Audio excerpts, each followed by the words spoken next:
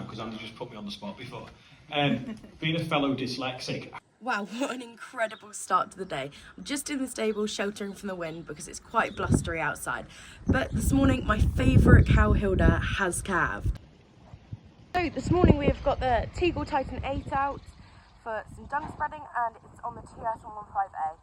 Dad is just getting the TL80 out now and that one will be on the loader scraping all of the dung. We have got quite a few loads so it might take a little while and I think I'm going to fast forward through the next bit.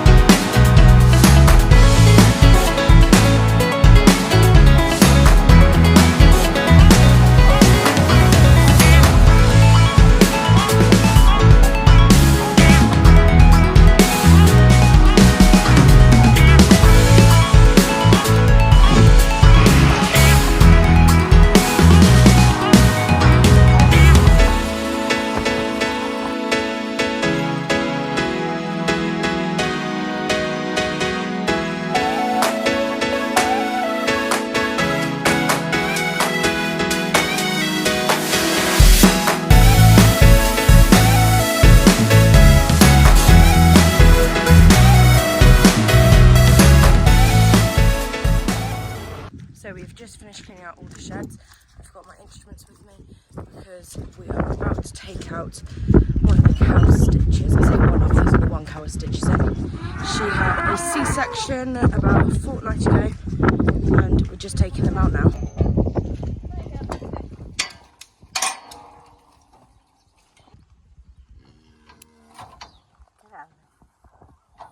So you put in the threads on your head? Can you go back so you can get me?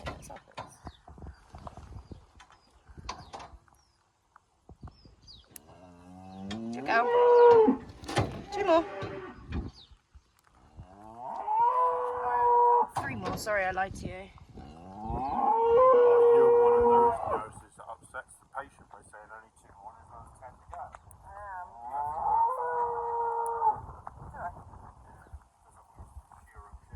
Look at the pen, I was like 20 there, 40 later you're still shearing. What, he really upset me?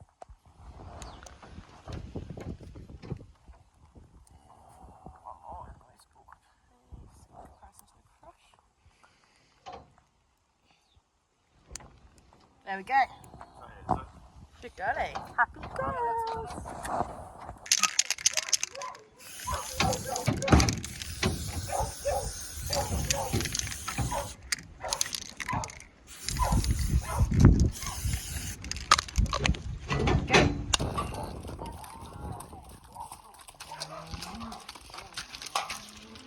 Good girl.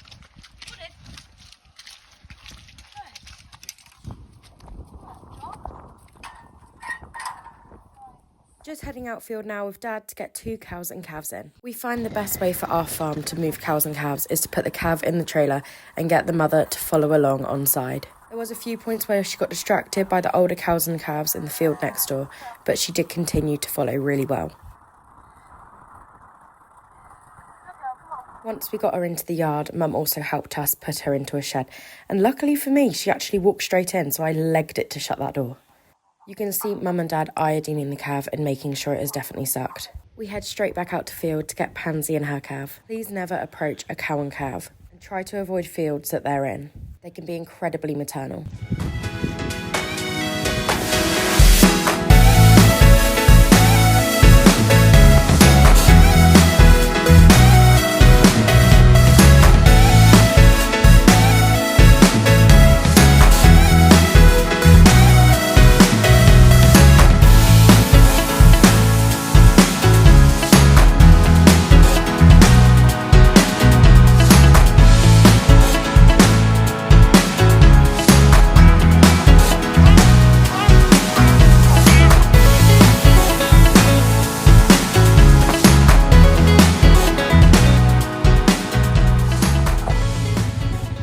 Dad's just iodining my calf now.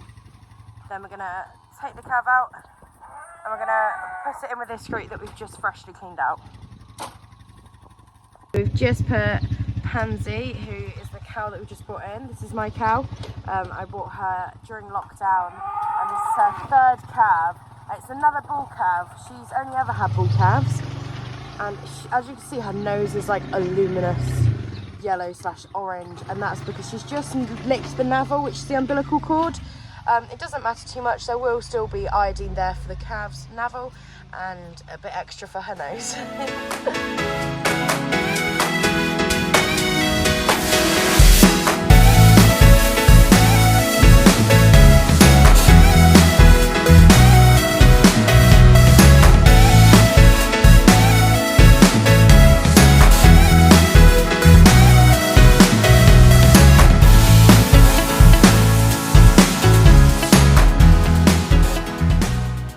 Morning everyone, it is Tuesday the 30th of April and we've got a really busy day coming up, and I've got something very interesting as well.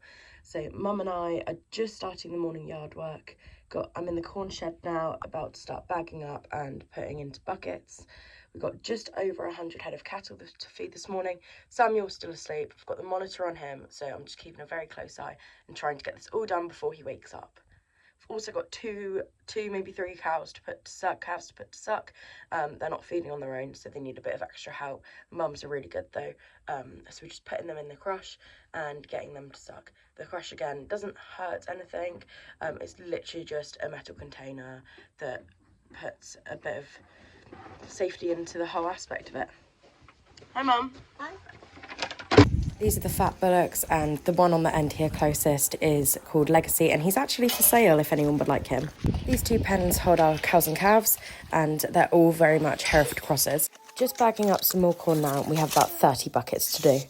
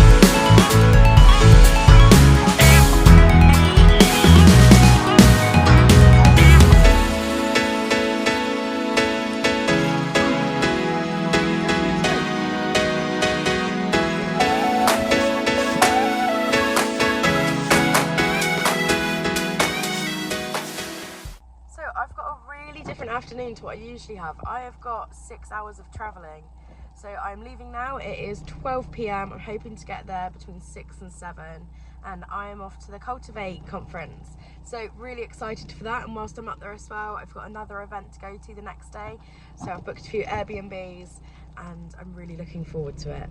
I've just said goodbye to Samuel, which was a little bit emotional because I haven't been away from him for this long, so I'm going to be away from him for 3 days. So it's going to be a little while. Matthew's at home now looking after him. He has no idea what's going on, bless him, which is such a nice age to be at, isn't it? Not having any clue and no worries. So I've got my bags packed and I'm heading off to the garage now to get some fuel, and then I'll be on my way. I've just pulled in to one of the service stations. I'm just on the outskirts of Manchester now, and it's the first time that I think I've ever seen full bars on my service. I've got 4G, which you never usually get in my area, so that's a novelty. I've got 59 miles to go, so not too much longer, and I should be at my destination. So I have arrived. Look how beautiful this room is. And the lady Sandra that I'm staying with has invited me out for tea, so we're going to go out for a nice tea tonight. And funnily enough, so many weird things happen, because she also mentioned that she is doing an agricultural mental health sort of push with her local community and trying to get more support for farmers in her rural area. What a coincidence. That is an absolute coincidence, isn't it? So I'm going to go now and have some tea with her. Good morning. It is Monday the 1st of May. I've just woken up. Really unusual. No cattle outside to feed, no sheep to go and see, and it's very weird waking up to such a quiet environment. So I'm now heading off to the Cultivate conference this morning, which is all day long, and I'm really excited about it. So can't wait to see what is in store for today. Whether you've been with us since January 2020, I can guarantee that you're in for a fun-filled day. To the accusation, this is all very simple, I plead guilty. But Albert Einstein said something to me on his deathbed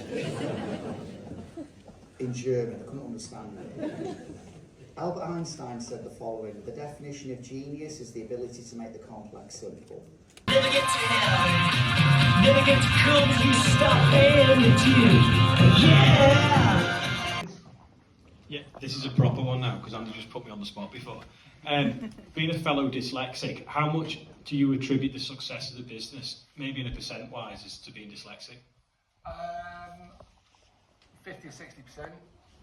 It's the pattern spotting that is and like the flavoured gin point and the things that we did shit that no one else was doing because you and I think this is the hard thing as dyslexic. You often can't describe why you know it's the right thing to do. You just know we've got to do this. And you know, growing the botanicals, that's another trend that was like, we've got to do this because that authenticity point and the ESG and the doing.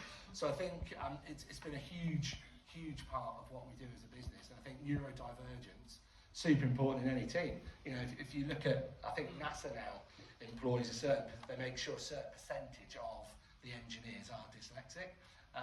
Same with sort of spies and MI5, MI6, all that sort of stuff, because it's the different thought patterns that spot things that other people don't, especially when apparently within like surveillance stuff, if you're searching for people in a big crowd, dyslexia is a massive superpower for that. So yeah, fantastic. We're just queuing up for some fish and chips, and look at how amazing this looks.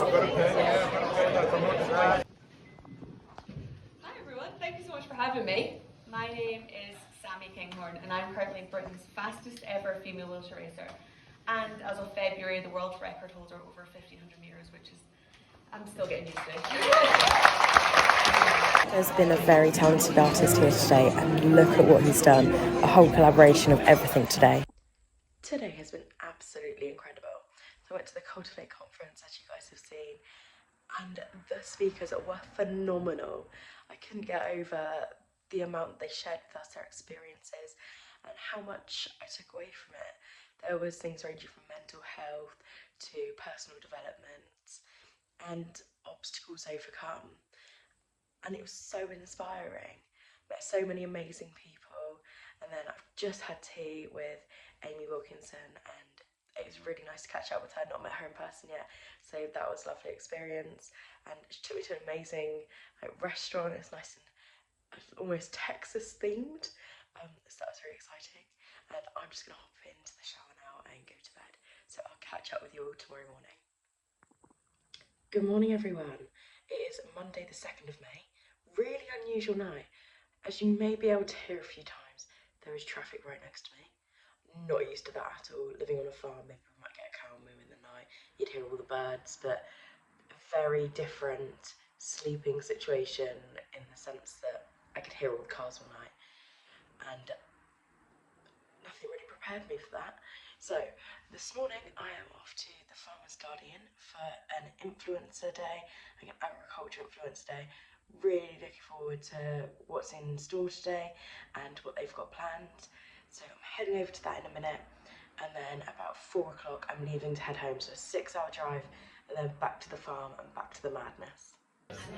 So just at the Farmer's Guardian, getting ready for the meeting, and also checking on some goats that are kidding. There we go, just seeing what's happening back at the farm. From seeing 24 hours of a GP, and she sort of took that idea and thought we should do that in, we can do that in agriculture. Another incredible spread of food, all produced by British farmers.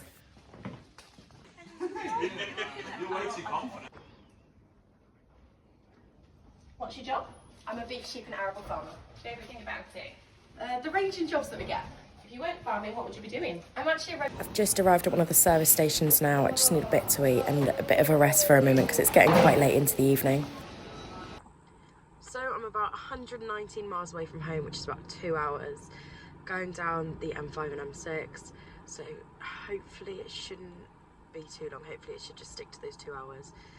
And I think I'm going to find it quite hard when I get home because Samuel's going to be asleep and I haven't seen him in 2.5 days. And it's been the longest I've been away from him. So we're going to see how I sort of cope with that. It's going to be quite emotionally draining and I think all parents will understand that feeling. Good morning. It is Friday the 3rd of May. Samuel's just behind me watching the cows and eyeing me up.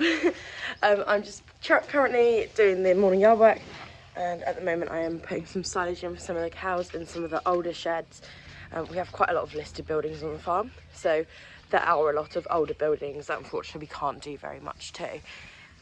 So Dad has just got back from spreading some fertiliser. He got on really early this morning and started that. And then Mum is just out now checking the cows to see if anything is calved and make sure everything is present and correct. So today's plan is we have got Sullivans here spreading sand for us just to bring out the pH levels in our soil a bit more, to look after the ground and really utilise it and get the best out of it. I've also got a film crew, Shout About Farming, coming to film with me today, which is quite exciting again. A bit of a mental week really. And then before they come, and they're due in about 10 minutes, I've got to move 2 groups of sheep and move some cattle around. Hopefully though, we should be able to do the cattle whilst they're here so they get some good footage of what we really do on the farm day to day.